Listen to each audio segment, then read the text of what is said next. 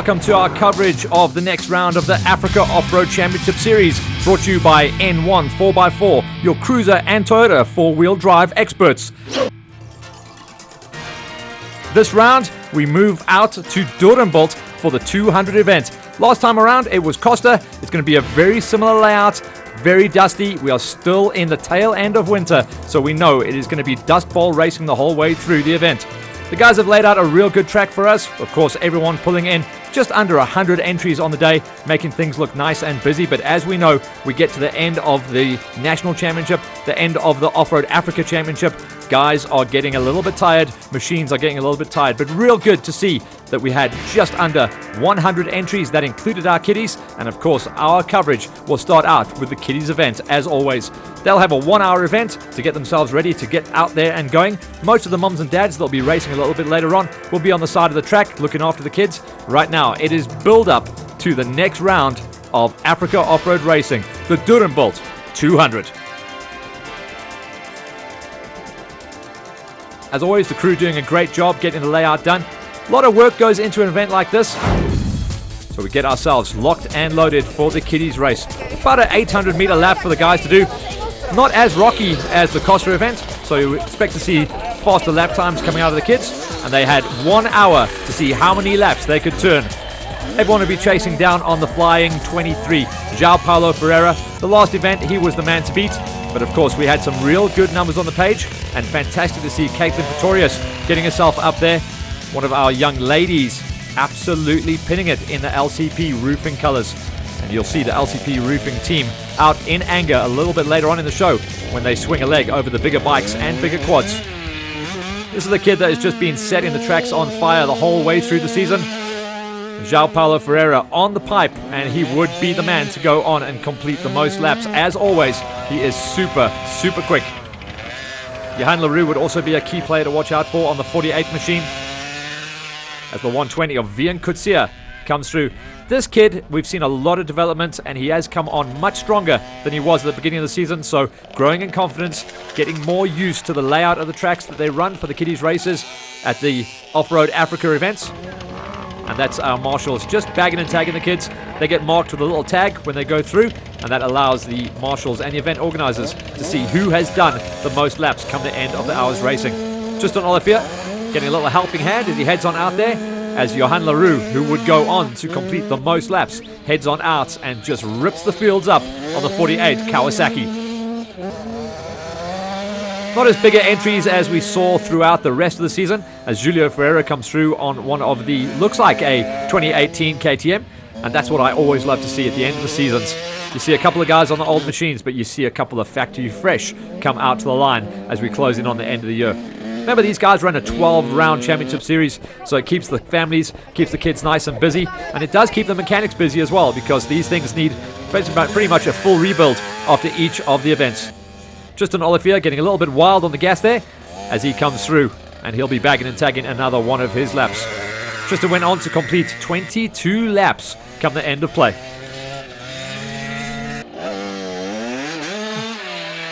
Once again, it's going to be João Paulo Ferreira. He would go on to complete 33 laps, and Johan LaRue beating him by just a marginal 2 laps this time around. So LaRue on the 48 was on the gas. It was a real fast lap for the kids to deal with. Johan van Molke, one of the smaller old-style Yamaha Pee-wee 50s, twist and go styles. And it's not just the dads, but the moms that look after the kids. I think they just get a little bit tired come the end of the race. But 1 hour of racing, and we saw a lot of good times on the page. Nice to see Caitlin Pretorius. She was able to bag herself 23 laps of the 800-meter track. And it was up to these two flyers, Ferreira and LaRue, to go at it. And come the end of it, like I said, separated by just the 2 laps. Julio Ferreira on the KTM, the bike in the middle of the shot there. 3rd place and 30 laps in the can come the end of the race. How the rest of the day ran after the kiddies, it was the kiddies, then the juniors, the senior bikes and quads, and then we went out into the cars and buggies later on. We'll be picking up on all that action later on in the show. Van Mokte heads out for his next lap. Vian Kutsia. Vian would go on and complete 22 laps of racing. But it was LaRue who was just charging the whole way through. His closest rival, Ferreira going 2 laps down. But it was the Kawasaki's that ran 1 and 2 on the day.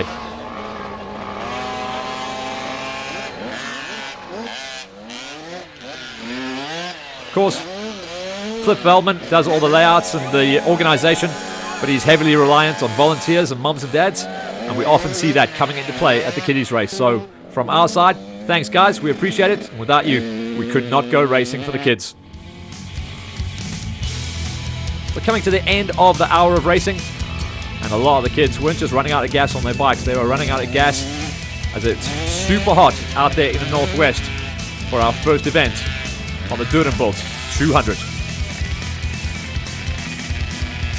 We check out confirmation of the results come the end of the first race. The kiddies, Johan Leroux, confirmation of his 35 laps. He put 2 laps between himself and João Paulo Ferreira, and Julio Ferreira, 30 laps, 3rd place. The rest of the categories, small numbers on the page. In the kids' car race, it was Devon Renneker and Kwaka Olivier that took the win. In the kids' quads, it was Aiden Mostert, once again, 30 laps. That was a good number.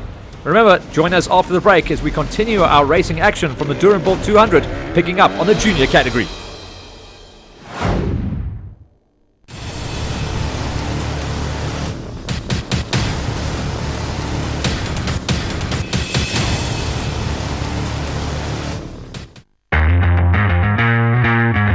Today on Auto Mundial, Audi's latest RS3 Sports, 349 horsepower and enough appeal to make even the most devout BMW fan weak at the knees. Speaking of BMW, their latest X4 is an X3 minus the practicality and plus a sloping roof. Whilst Kia's Per C concept shows that the estate isn't dead. That's Auto Mundial, only on DSTV channel 189.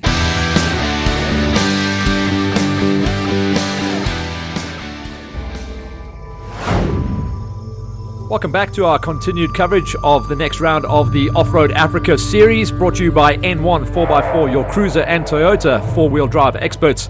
The kiddies opened up our racing account. Now it was time for the juniors. Just going into a quick riders briefing. Flip Veldman giving them a kind of briefing about how the track is going to be running, and mums and dads there just to remind the kids of what the said. Mom's just keeping the bikes running, and the riders, remember, they would be the first to go out on a shortened version of the main circuit that would be run by the senior bikes, quads and cars a little bit later on in the afternoon. Quite small numbers coming in from our junior categories. Aiden Frith and Willem Kruger would be the men to watch out for, and they would actually open our racing account for the quads. After that, we'd be picking up on the 2-wheel side of things. A little bit of a problem at the end of the start chute. The first quad getting a little bit crossed up. Not quite sure where to go. The idea was to go straight, and he's just getting a little bit confused. He should have gone straight. There was no marker to say turn, and it was just a little bit confusing for the quads to go out there in the morning. They did eventually find their way through, but as you'll see, Aiden Frith with our first quad out. Willem Kruger also getting a little bit crossed up, not quite sure. The track does go straight just around that bush, and if they'd have just gone around there, they'd have been clean and clear. They'd figure it out in the following laps, of course, but a little bit embarrassing coming off the start, getting crossed up in the first turn. Ian Mostert, the one entry in the cars or the side-by-side quads, but of course for the junior categories, we know that it is just a single-seater buggy. They would be going out there, and then it would be the turn of the 2-wheelers. Janus Dreyer, Luan Dreyer, and Edwin Dreyer, keeping it nice and family affairs as they got themselves good to go, going out into the fields. And by this stage, there was a marshal on point, making sure the kids knew exactly where to go. So Dreyer, realistically, would be opening up the track, and not ideal, because it's always good to send the quads out there first, make sure all the lurkers are cleared for the 2-wheel warriors to go out, but now it's going to be everyone sharing duties, making sure they open up the track on lap number 1. So that was Luan Dreyer, and our final 2-wheel entry would be Edwin Dreyer, making sure that we had all of our junior competitors on the quads. There's our first quad heading on out there. That was Aiden Frith. But the man opening up the track truly was the 113 of Janus Dreyer, and he'd be looking for all the markers. Quickly though, Aiden Frith got himself on points on the Honda and would start to charge down and try and close in and run early race pace out front. A couple of nice little dongers and divots, but well marked as well. You could see those triple cautions telling the kids exactly what was coming. Triple cautions for you guys out there in TV land on your couches means danger. And you won't just get the markers at the danger point, you'll get them 2, maybe 3, maybe 400 meters beforehand to give the guys plenty of time. Also, the double markers on the left means you're turning left. You always keep those stickers on your left-hand side. Second of the quads then, Willem Kruger, just tippy-toeing, making sure that there's nothing hidden in the grass. And I've got to say that Flip Veldman, for the junior and the junior kiddie races, they do a very good job of clearing out the track as best they can. Of course, winter is always going to be a tough one, but we make sure that we clear as many of the rocks as we possibly can to keep it as safe for the kids to go on out there. It's around about halfway through the first lap then into what we call the quarry section, and that was Dreyer, our race leader, Janus Dreyer, just started to make his way through. This was now onto lap number 2, and there was still no reaction. Aidan Frith had got himself up into second place officially on the road by now. Remember, he was our first quad to go on out there, but after his problems on the first lap, it was all about chase down. He did improve his lap times by something like 30 or 40 seconds between laps 1 and 2 after he realized which way the track was running, and it was always going to be good to see a nice come from behind ride. Willem Kruger, a little bit more tentative about how he was feeling on the day, and he was in the mix with Luan Dreyer running as the second bike. Edwin Dreyer would run third on the smaller capacity KTM a little bit further back on the number 10. Ian Mostert, and the Mosterts had become famous for running the quads and buggy side-by-sides. And the MotorX team lining up in force once again. Great supporters of the Off-Road Africa Series. The third of the Dreyer brothers there on the smaller capacity. That's a small wheel machine. Edwin Dreyer waiting for Christmas until he can get his next new big machine. He's getting closed down by Ian Mostert, and into the pits for a quick splash and dash for our kids. And Aidan Frith, our first quad home, starting to find his pace in the day. As the day went on as well, it was good to see that the dust did stay down. As we start to see Luan Dreyer, he gets the, yes, klar, you are finished, my boy, gets his finisher's medal, and well done to our junior competitors. So slowly but surely filling the pits before we get ourselves ready to go forward into the senior events. Small entry from the junior categories, but good racing nonetheless. Janus Dreyer comes home on the 113. Job done. Race time of a 1 hour 16. Luan Dreyer was a 1:03, and Edwin Dreyer a 1:18. So moms and dads are always going to be happy to see their kids come home, and especially for Ian Mostert. He'll be able to draw breath as soon as Ian comes in. There's Ian in the Motonetics machine, and then after that he'll be able to get himself ready as he prepares his big machine to go out and do the afternoon's race. Aidan Frith comes home, and it's job done. Here's confirmation of the results then from the juniors. Janus Dreyer over Luan Dreyer and Edwin Dreyer, and then in the junior cars it was Ian Mostert walking away with the win. On the junior quad side of things, even though he had that early problem in lap number 1, Aidan Frith walked away with the win ahead of Willem Kruger. Next up, we move forward with the senior bikes. Stay with us.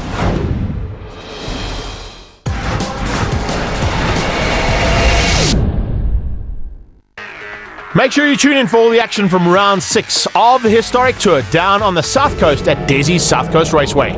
Alpha action, saloon car action, the Lotus Challenge, NX Legends, Formula Fords, and the Endurance Race. All this proudly brought to you by Motul and the associate sponsors on Ignition, Channel 189 DSTV.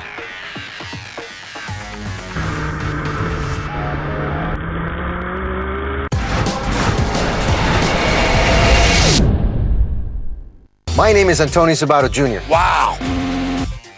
Renovating is what I do, but helping people is what I love. I'll do it again! I've been designing and remodeling spaces for as long as I can remember.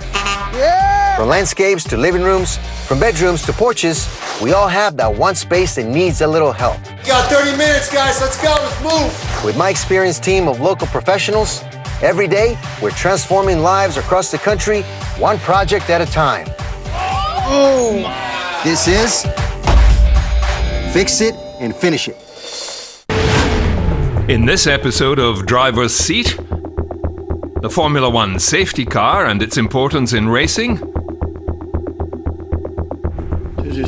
an old classic restored to its former glory for the fans,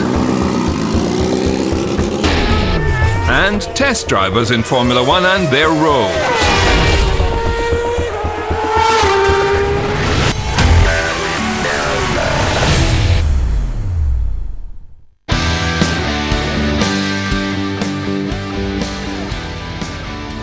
Welcome back as we continue our coverage from the Africa Off-Road Racing Series out in the Northwest once again, and the Doornbult 200 starting to get serious as we lined up for the senior quads and senior bikes.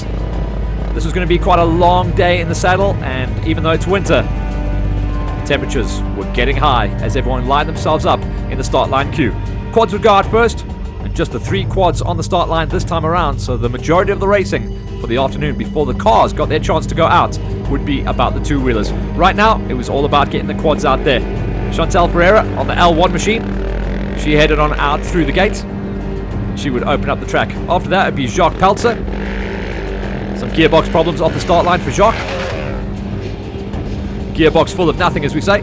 Just over-revving, and sometimes those machines just don't like to get into the gearbox after that. Francois Bennett would be a big threat as he headed out on the Raptor 700 before we got into serious time, and it was all about the 2-wheelers. Henry Pretorius fired it out the gate on the LCP KTM. After that, it was going to be all about Jan Human, a massive threat for a rider we've seen come up through the junior ranks in years gone by. Gavin Mostert, a name famous in this format of racing. Lindsay, nice to see Lindsay in the lineup as well. Rowan Lindsay trying to just polish his game as he gets real fast. He's coming back from a couple of injuries for the last couple of seasons. One of our top club competitors on the big KX machine. Peter LaRue fires it out the gate. He's going to get chased down by one of the superstars of this series, and that's going to be Johan Gray. This guy rides out of Trax KTM on the 500cc machine, and he has got more skills to pay the bills than anyone else out there, mainly because he's been racing for so long. After that, we'll be watching out for Henk Sievink. He's scoring in both of the categories as he goes out and does the chase down. Peter Karam coming in after that, riding out of Roos KTM, looking factory fresh. Looks like he is running in his new 2018 machine, getting ready for an attack on next year. After that, we'll talk about Xander Gray. This is Johan Gray's wife, out there on the Freerider. 250cc machine, always going to be good for the ladies, a little bit smaller in the frame. Darlene Hale heading on out the gate as well. And there was a fair entry this time around, so it was nice to see everyone getting out there. You don't see many of the GS 450s racing on the gate, so it's great to see the BMWs are still a manufacturer to watch out for coming into the Off-Road Africa events. The 99 of Derek Hale goes on out there as we start getting into the mad kids on the 2-strokes. Some of the older machines as they line up a little bit further back, but we're starting to fill the gate, and it's nice to see such good support even coming at the end of the season. Henny Fenter heads on out there, and he's going to get chased down by an extremely strong competitor, Johan Bester. He is a hard man to beat if the track suits him. A little bit further back, one of the older Kawasaki's, Hannes Winter. And then there was a nice story to pick up on a little bit further back. 2 riders lining up together, riding together, good buddies. Kejo Niemann and Stefan Esterhazen. And they would be spending the entire day out there together enjoying it. Lindsay was running great pace on the smoker, making sure he stayed on the track, stayed away from the mealie fields. And he would be getting closed down later on in the day by Johan Gray. If it's a track where you can really get on the gas, Gray is going to be a very, very hard man to beat. Already the top bikes making the passes on the quads as everyone was starting to find their rhythm, and this was the story of the race, really plowing the fields, a lot of dust to deal with, and some early mechanicals. Did Dad forget to put the petrol in? I hope not, otherwise it's going to be a long, tough drive home. No wimpy for you, Dad.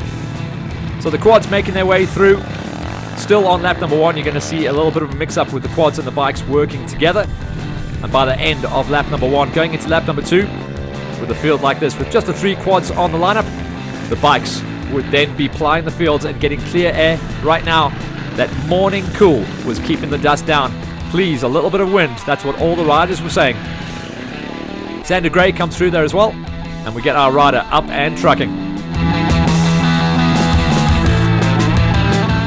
Looks like Henk Sievink, actually. So Henk's a very experienced rider. Maybe he was running his bike on reserve. We have seen that.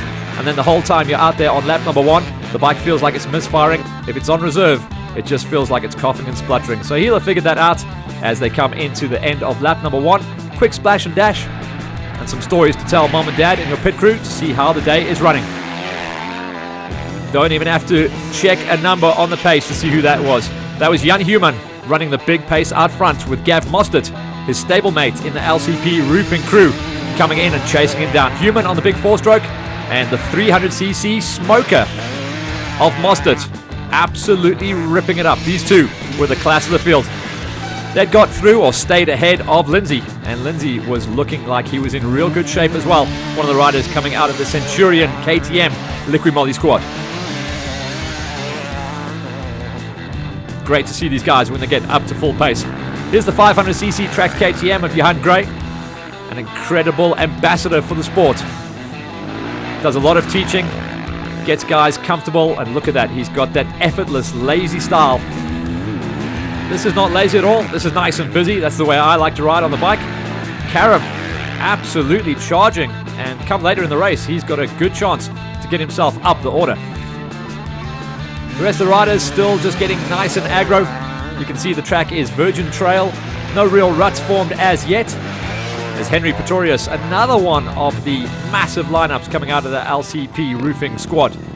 He's going to get chased down by Bester. Bester is in the rhythm now. He's also got a different kind of riding style. Just sits on the bike, lets the suspension do the work, and uses all the horsepower under his right wrist to get himself locked and loaded. A little bit further back and picking up on our quads. They've been blown out the back door of the top 10, but our last quad off is starting to climb the ladder, so we expected to see that as well. As Francois Bennett on the 700cc Yamaha Raptor gets to grips with the beast of a machine. And he'll be trying to chase down a top 10 finish overall and get into the mix with the flying two-wheelers. Yeah, baby. Theo Barwise getting his motocross racing action on. Nice little step up there coming out of a quarry section. So we made sure that we sent one of the TV crews there because we knew it was going to be nice and entertaining the whole way through the day, especially once the guys got familiar with the kicker. Not everyone went for it though. A nice mixture of terrain. Sivink getting himself back on point. He lost a lot of time, and the problem is it's not just time lost, but the amount of riders he gets stuck in the dust of from then until the end of the race. All the riders now starting to just get comfortable with their machines. Some of these riders go race to race, but the good thing is with 12 rounds on the season for the Africa Off-Road Championship, these guys do get a plenty of seat time. Riders just starting to get the groove on. These are the two lads that started out together. Some of the old Yamaha Shimwell's kit. They were just two buds out there for a jaw. It's pretty cheap to come line up to go and do this racing as well, so even if the guys just fancy getting out there into the fields, to be part of a race is to be part of a culture as well. And we do try and keep it a nice family and comfortable, safe affair with the Off-Road Racing Championship Series. Chantal Ferreira, she was our first lady out on the quads on the L1. Also just getting herself nice and comfortable. It'll be a long day in the saddle for the bikes and quads.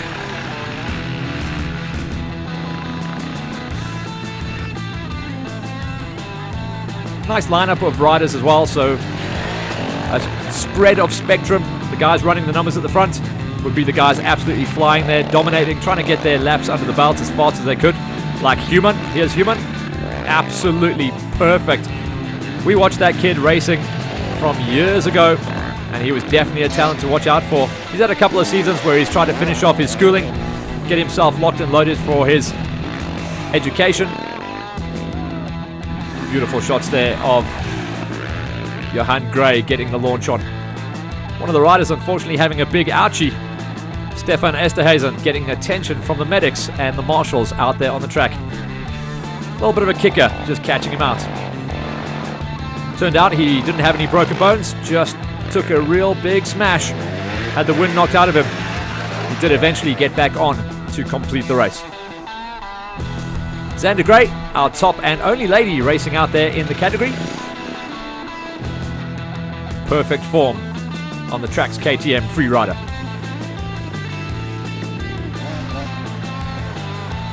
Lindsay still doing the business. Just such an entertaining rider to watch. He's got that beautiful motocross sitting right on the front of the saddle style. We used to call it the Kevin Windham style. Real tall, rangy rider as well. Super strong. Works on a modeling contract as well when he's not out there racing, so he'll be trying to just stay pretty on the machine. Peter Caron, he's got that wild, loose Lawrence Mahoney off-road racing style where he just lets it all hang out. He's on the climb now. He is looking on point for a top 5. Human though, he was always a big kid on the junior side of things. He's really grown into the machine that he has stepped onto, and himself and Mostert are running the numbers out front. 4-stroke versus 2-stroke, both riding out of the same massive squad of LCP roofing. Gray looks like he's plowed the field as well, so it's definitely a horsepower track. The big 500cc machine representing for Tracks KTM gets himself up there into the pits for a splash and dash.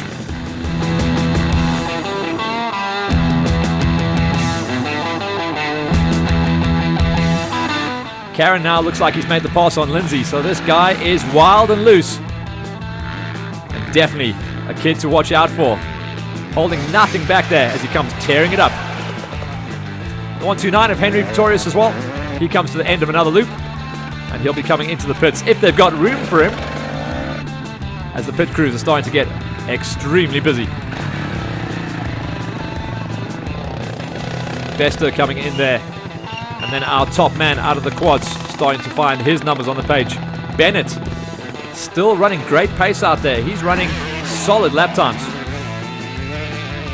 as the rest of the kids come on in. The Wild Bunch arrives in Pit Village. That's Theo Barwise. He's been a very entertaining rider to watch out for on the race so far, and he leads in the freight train of all the races. Dalian Hale, he comes on through, so we start to fill our boots. Lahan Hale, so the brothers just chasing each other down. Some good shots coming in. This is what Pit Village looks like, and you know you're getting close to the end of the bike race when you see the buggies and the side-by-sides starting to form the lineup queue. They'll be up next. Still out there in the fields though, it is all about the senior bikes and senior quads tearing up the track. Local wildlife slightly more interested in munching on the grass. But for us, it's all entertainment and great fun to watch everyone having an absolute jaw out there. Remember, this is the Doornbult 200 out there in the Northwest Province, brought to you by N1 4x4, your cruiser and Toyota 4-wheel drive experts.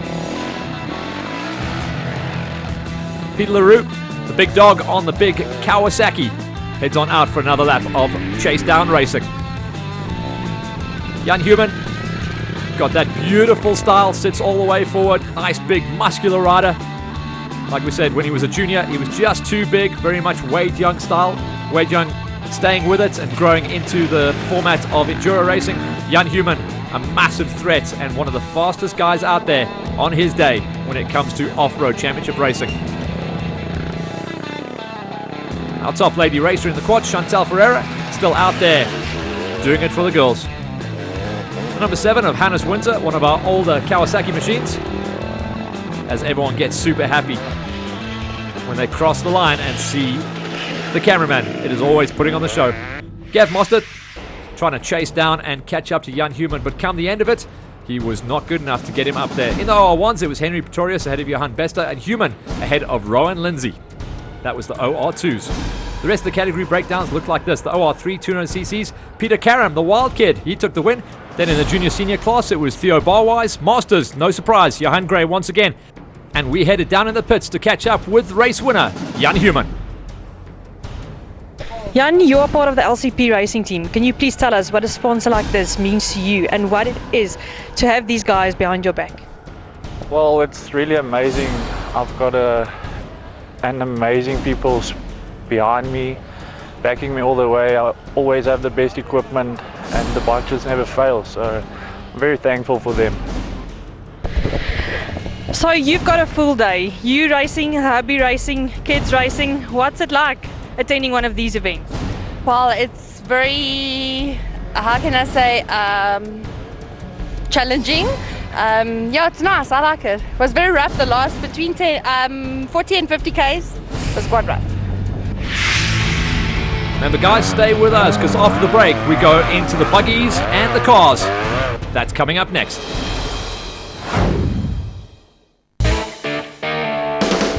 Matilda Racing transforms the VW Scirocco into a GT R1. The VLN Racer is also available as a road legal version. Dennis Rostek is beating up the Nordschleife with the Street Sweeper.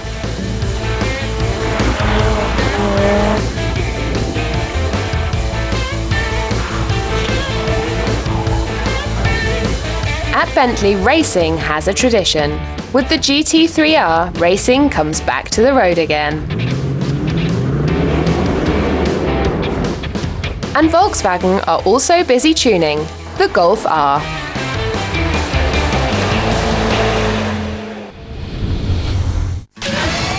Tonight on Highway Patrol, police are put to the test when this rider What's he gonna do? He's gonna go. Goes rogue. He's going. Is this a case of mistaken identity? Pretty easy in this job to see when things don't match up. And what was his passenger doing to put a smile on this driver's face? I'm sure your concentration wasn't on the road at any stage, all right? This week on Ignition GT, we find out who the finalists are in the 2018 Westbank South African Car of the Year competition. One of the things with the competition, one of the criteria is, does it move the segment forward? Has it done something different to move the segment forward to... Does it push the envelope? Yeah, exactly.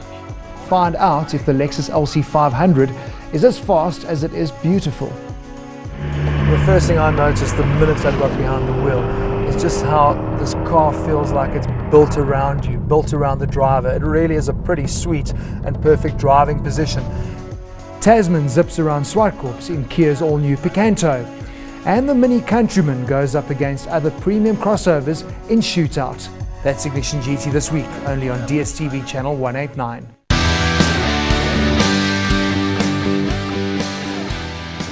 Welcome back to Africa Off-Road Championship Racing, brought to you by N1 4x4, your cruiser and Toyota four-wheel drive experts. We've had the bikes, we've had the quads, we've had the juniors. It's now the chance of the cars and the buggies. So everyone locked and loaded, and we head down into the pits where Marnell is catching up with some of the drivers. Guys, I myself am a Renault fan. I drive one. So for me, I'm very excited to see this one out on the track today. You are on the road to Dakar. Please tell us more about that. Thank you. It's Johan. The driver today is Sean, my son. He's in the navigator seat. My navigator, normal Mike Lawrenson. He's in the US at the moment on a bike trip. So his training is different than mine. So we decided to come out to the race to test the car. So we drove here this morning, and I race it and drive back directly afterwards to try and get that fatigue and simulate a little bit of a Dakar. There's more or less about a half a stage of Dakar, which is the day out. So very excited with our brand out on our car. We're very honored to carry the Flip logo for them. And we're looking forward to an awesome race. Thanks to Flip. Baie opgewonde. Ek is reg vir hierdie ding vandag. Jy is nie bang om saam met hom Flippie in te klim nie? Nee. Opgewonde? Natuurlik, ek was lankal wat uit die ding uit, so ek wil ook graag ry weer vir verandering. Dis 'n geleentheid wat opgekom het. Dankie. Johnny, you had some troubles with your previous race, starting the new car. How are you feeling today, and is everything sorted out? Yeah, hopefully everything's sorted out. It was an electronics problem, which we had sorted out, a new computer management system. And it's starting. We haven't had much time to test, but hopefully it's all right. We did everything we can to prep for the race. So yeah, hopefully it goes well. Grant, you came from far. Please tell us about your feelings about today's event. Yeah, look, we all the way coming all the way from Port Elizabeth myself. Looking forward to the race. It's been a while since we've had a good event. The last event we had some bad luck, so yeah, we're looking forward to this one and hoping it's going to be a good race. Hopefully we can finish and everything will go well. Ja, ek dink vandag gaan 'n lekker dag wees. Ons gaan dit geniet. Ek wil hom ook net weer vir Africa Off-Road se mense wat die event vir ons moontlik maak sê baie dankie. Dis gewoonlik baie goed georganiseer. So nice exciting start. This time it's going to be the G1 of Robbie and Maureen Leishman unleashing their beast at the moment. These side-by-sides are just incredible, and it's going to be tough to beat them. But if it's a horsepower track, like we have seen with the bikes and quads, we should see some of the special vehicles running the bigger engines and the production vehicles do the big chase down. Johnny Walker and this time Ethan John Walker in the side saddle. It's going to be fun to see what these guys do. Remember, they'll change out their co-drivers at the halfway marker, where Byron will be jumping in as Ethan jumps out. Right now, everyone just figuring out how the track is going to be running. Charmaine van Asviken and Carleen Croshaw, they head on out there. The E category, some of the easiest buckies to race prep, so it's going to be fun to see how the girls run. They had a real nice time out at the previous event at Costa. It's always going to be that in-house war as well, to see if it's going to be the buckies or the buggies that win out. In the Northwest races, predominantly it has been the buckies, but with the inclusion now of the side-by-sides, it's going to be a tough ask to see who can walk away with it. We did mention at Costa, not too many of these left out there in full race prep, so the Landy fans out there, they've got something to shout about. A lot of our national competitors coming across into this format of racing as well. So it is going to be fun to see whether it's going to be the high-spec buckies that walk away with the wins or whether it will be the buggies. On the buggy side, Herman and Karen Combrink. The name of Combrink synonymous with off-road racing on the bike side. And for the last couple of seasons, cutting their teeth and figuring out how it runs on the buggies. A little bit safer to run with the cages around you, but yeah, there's no thrill like flat out on a bony. The bikes came back with real good feedback. They said that the Doornbult 200 track was well laid out, well marked, so the cars looked like they're in for a treat. And a strange thing happened here at this event, a massive entry. We had a lot of guys traveling from far and wide. It was cool to see Watkins and Murray come up from Port Elizabeth. They had, like we said in the interviews, they had a lot of bad luck throughout the season, and in fact the last couple of seasons on their machine. So hopefully after putting in the air miles and driving something like 20 hours to get themselves up to or from Port Elizabeth, hopefully they would have a nice clean run on the event. Nico Durant and JG Claassen, they were a class act on the previous round, and they'd also be looking to climb themselves up into a top 10 overall. But like we said, with the Doornbult 200, a lot of key players coming into the lineup, coming close to the end of the season. Nice drone shots coming in to really give you an idea of what the pit village layout looks like, as well as when we get out into racing, what it looks like out there flat out in these race cars. This really has become an extremely successful race series. We lost a couple of numbers on the bikes and quads throughout the year, but on the cars we seem to have grown and grown.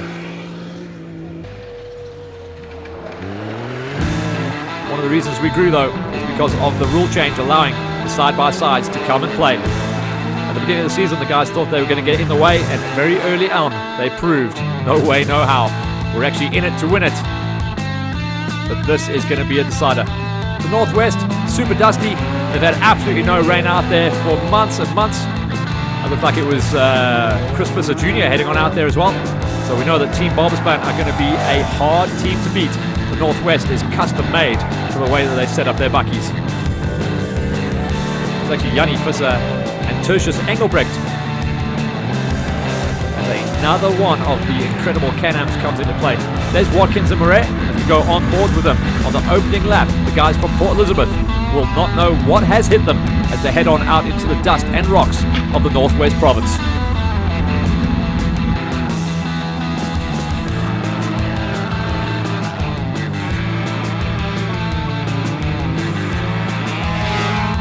Nice and busy down to the start line still. It took almost an hour to send out the full field of cars, buggies and side-by-sides.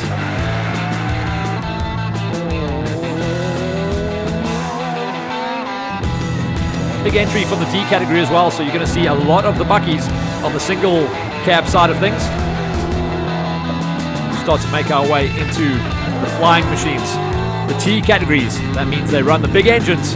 That's why you're hearing a V8 thundering, getting chased down by the belt drives of the side-by-sides.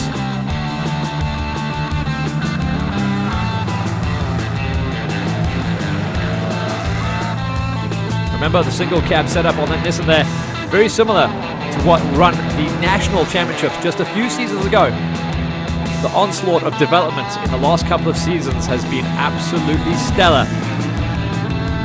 But we do see a lot of the older machines turning up and rocking and rolling still out with us from the Africa Off-Road Racing Series.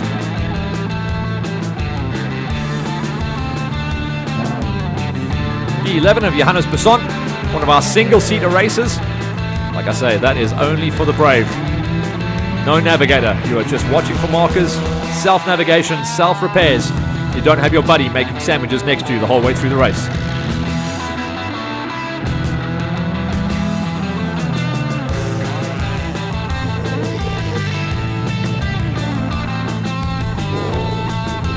And here is Johan van Staden. This is the man that is using the Africa Off-Road Championship Series to prep and develop his Elf Lubricants Renault Duster to get himself ready for Dakar 2018.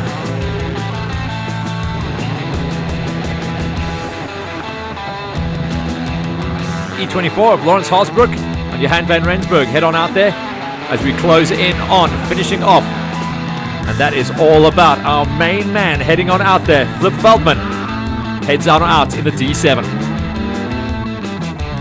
Some beautiful shots to give you an idea of the terrain that everyone is racing out there as part of the Africa Off-Road Series. Hope you guys have a nice time, and we'll join you after the break to tell you what happened in the buggies and the cars. On this episode of Stealth Rider, Jason Britton, Eric Honchell, and Tony Carvajal mount an assault on California's second largest city, San Diego.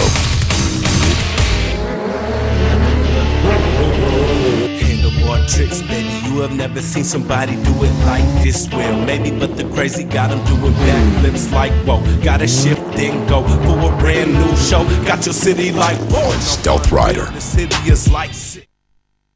Hey you! Me? Yes you! Number lost in the queue. You skipping work to pay your accounts on time. And definitely you stuck in traffic on your way to the bank. There's an easier way to pay your DSTV account. It's incredible. Just set up a debit order and say goodbye to the monthly hustle and hassle. That's crazy.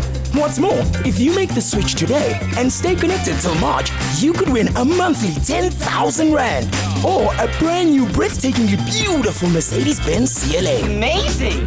Just visit DSTV.com, click on My DSTV, followed by Set Up Debit Order, and follow the step-by-step instructions. Or SMS debit to 38214 and we'll call you back. Awesome! Debit Order, it's the easiest way to stay connected to your favorites. This week on Petrolheads, we're doing it big as I take my very first driving lesson in a truck. I'm out and about and I'm talking to petrolheads at the Festival of Motoring. Of course, we meet our second Drag Kings hopeful, and I introduce you to a pair of Lamborghinis that are sure to make your eyes water from cars.co.za. Catch Petrolheads only on Ignition DSTV channel 189.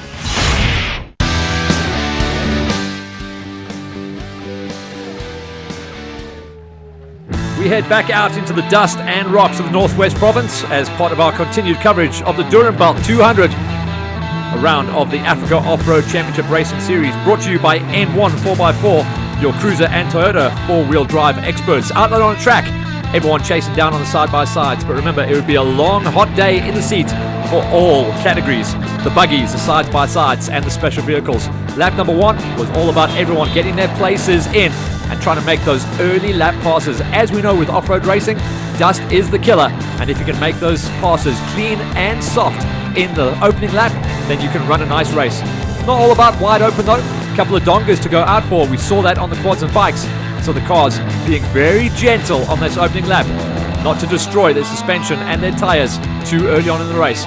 One of the features was the quarry, so we saw a lot of the spectators, families and pit crews heading on out there, because this would be an exciting section to watch, especially when it came to some of the national competitors and the buggies.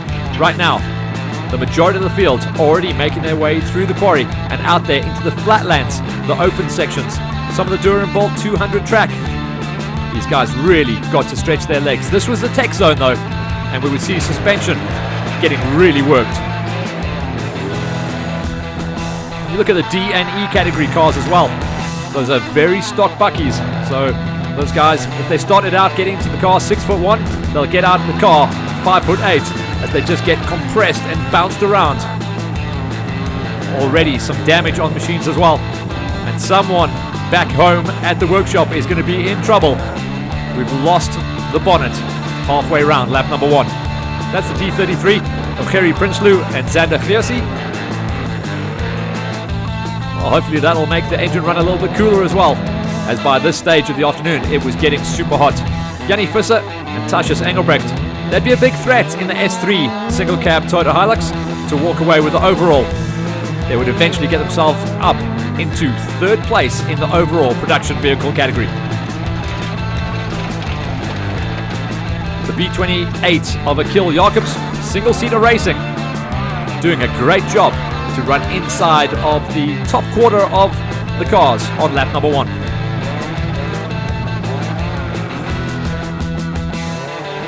No signs of wind.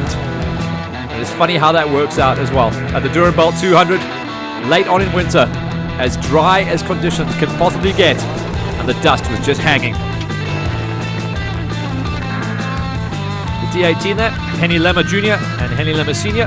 doing a great job out there. Getting chased down by the D26 of Wayne Smith and Christian de Bruyn.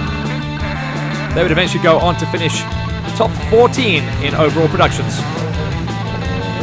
C2 of Daniel Els chasing down, trying to get the win ahead of Akil Jacobs. Jacobs in the single-seater would eventually go on to get a 4th place finish overall in the special vehicles.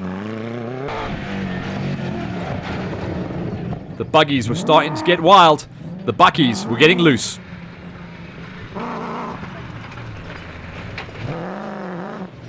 The T13 of Malcolm Koch and Johan Berger really forcing the pace. They would eventually climb the ladder all the way up into 2nd place in the production vehicle category. That was an incredible drive on the day from the pairing that have really locked in their season on the T13 machine. The story was all about the man making his way to Dakar once again. And for all the Renault fans, the Elf Lubricants Renault Duster of this time, Johan van Staden alongside his son, Sean van Staden, they would climb the ladder all the way up. Don't know if they were going to see clear air on the day, but they would put in the fastest times to walk away with the big win. So far, Johnny Walker and Ethan John Walker were doing an incredible job in the B1 machine. At the halfway marker of the race, they'd be swapping out, and Byron Mikkel Braas would be able to get into the Navi seat. The G21 of Vickers Haasbroek and PJ van der Merwe were starting to wave the flag for the side-by-side crew. I think all in all, we had 8 side-by-side entries at this event. That was a record. Grant Watkins and Paul Murray, the pairing coming out of Port Elizabeth, getting the job done. They would stay on point and eventually walk away with a top 5 in the special vehicles. So that's a nice drive for the B5 machine, who has had a lot of bad luck. They've done the repairs good. They've worked well together as a team. And after lap number 1, they really found their pace to start climbing the ladder. Even though there were some buckies absolutely charging. That was Malcolm Koch and Johan Berger, and they'll have used them as a bit of a sighter. We went back and picked up on the E7 of Charmaine van Asweken and Carleen Croshaw. They were doing well, sitting just outside of a top 10. They would go on to finish 11th place come the end of the day. The P55 of Julio Ferreira and Ethan Ferreira coming into the pits, and they were also just inside of a top 10 come the end of the first lap. This is a chance for the crews to just do some running repairs on their machines, get a splash and dash, as we say, and definitely get some hydration in. It was super hot come the halfway marker of the event out at the Doornbult 200, part of the Africa Off-Road Championship Racing Series.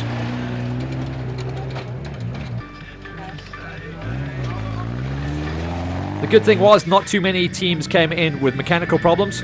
Some dongers had caught out some crews who got a little bit wild and loose on the first lap, but they'd know exactly what was in coming onto lap number 2. A lot of teams had really made hay while the sun was shining. The drivers that were on for the top 5 finishes had already made their places up and got themselves into a position to attack hard on lap number 2. One of those teams was Watkins and Murray, who were just outside of a top 5 at this point and would eventually climb that ladder. Flip Feldman, who was our last crew out, looked like he'd had a jaw. Nice to not have to just run the races and mark the route, but also go out there and have a great time. We saw this little double step up. This was the bikes and quads. They were able to leap this all the way up. The gauntlet was thrown down to the cars as on lap number 2. This did catch out a few of the crews as they attacked the step up a little bit hard.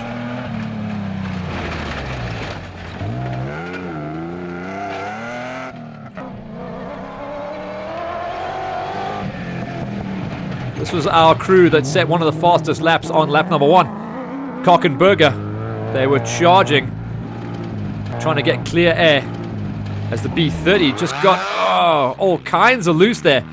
Real hard hit coming in from the B30 of Frank Moore and Robert Moore. But hey, gave us some good show and some great TV footage to talk about. Feldman showing why he is the man with the plan and the man who runs this incredible Africa Off-Road Championship Series. The side-by-sides were getting a little bit beaten up at this round, as the G1 of Robbie Leishman and Maureen Leishman, who would eventually go on to finish 4th place, were just getting a little bit out-horsepowered by the pace of the buggies and the production vehicles that turned up at the Doornbult 200. Nonetheless, though, that in-house battle to see who was going to be the fastest side-by-side was still raging. At the moment, it was still the Leishmans. Kerry Prinsloo and Xander Griers. They would eventually get themselves up into a top 5, but there was no beating Malcolm Koch and Johan Berger. Well, there was one team beating them at the moment, and it was this pairing. The Renault Duster in the Alf colours, the man that is going to go and rock out the Renault badge at Dakar. Johan van Staden and Sean van Staden doing a great job his first time behind the navigator seat. Thought Johan was going to just keep that thing buried. I know that thing's got enough V8 horsepower to make it up that step up, but nonetheless, the Alf Renault Duster was charging.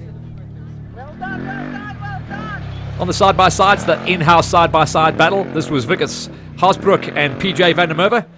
They would eventually get themselves up into 2nd place on the side-by-sides.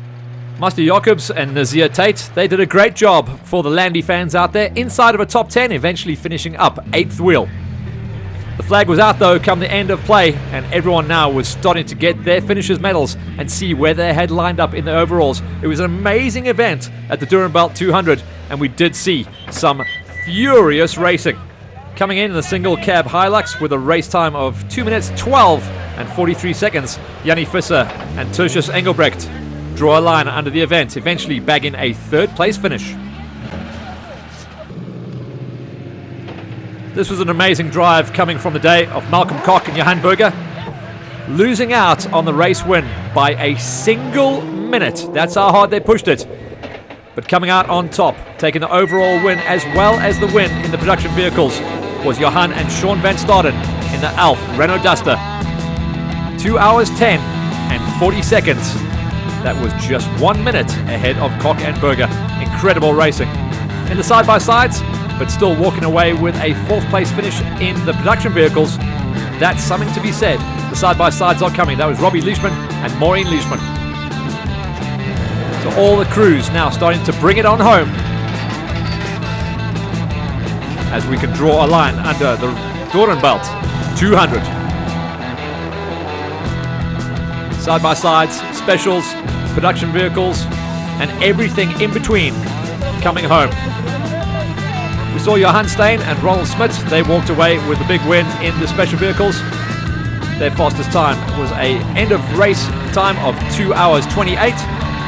As more and more of the side-by-sides came on home, that looked like it was Haasbroek and van der Merwe coming on in, and they confirmed their finish inside of 6th place in the production vehicles, with Mr. Jacobs and Nazir Tate coming in 8th place, confirming their finish.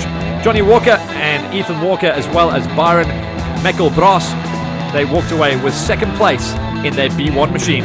That was for the special vehicles. So a nice drive for them. They had some mechanicals coming into the event, get it nice and locked up and crossed up, and they had to take 2nd wheel as they got beaten out by Johan Stein and Ronald Smith. But Walker and Meckelbras walked away with the 2 spot. They also took the win in the Class Bs ahead of Akil Jacobs, and Grant Watkins and Paul Moret, after that long trip from PE, nabbed a 3rd place finish. Looking at the rest of the category breakdowns then, Special Class P and C, it was Johan Stein and Ronald Smith ahead of Julio and Ethan Ferreira, and in the Cs, Donnie Else. The production class, which was stacked, it was Gerry Prinsloo and Jacques Botha as well as Xander Gersi that took the win ahead of the Landy of Jacobs and Tate. In the production vehicles class E and F, it was Oki and Jandre Kruger. They beat out Van Asvegen and Croshaw, and in class F, it was Gert Steyn and Donnie Erasmus. On the G category side of things, it was all about Robbie and Maureen Leishman. They took a massive win ahead of Haasbroek and Van der Merwe. Those side-by-sides are becoming real racy. In the Big Bang and National class, it was Johan and Sean Van Staden. On the side, they beat out Malcolm Koch and Johan Berger by 1 single minute, and Jannie Visser with Tertius Engelbrecht were there to pick up 3rd place. We caught up with a couple of the drivers as they peeled their way out of their machines at the end of a day's racing. And check out Vickers Haasbroek, what a champion. Wheelchair bound during the week, but on the weekends he lets it fly alongside his good buddy PJ Van der Merwe. We chatted to them. Dis baie lekker, nee. Dis regtig alles het mooi geloop so. Ek was 'n bietjie bang, ek moet sê, maar ek het alle vertroue in Wiekes gehad.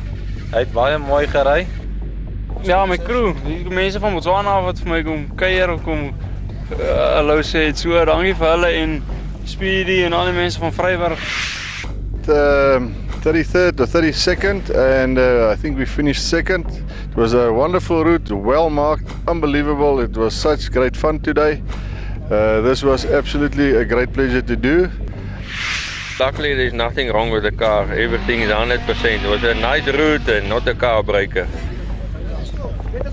Yeah, it was great. It was the first time that I rode. It was a dream that came true, and Jannie was great. So it does look like the Doornbult 200 delivered once again. Big thanks to all of our marshals and everyone who kept us safe out there. You guys have done an incredible job. We thank you from the bottom of our hearts. And a big thank you once again to Africa Off-Road for laying on this championship race series. Remember guys, if you have enjoyed what you've watched and if you want to become part of the race series, the next round is at Ottosdal. That's for the Ottosdal 200. Not too far away from Doornbult, and that's going to be at the end of September. We'll bring you all the coverage, so stay tuned.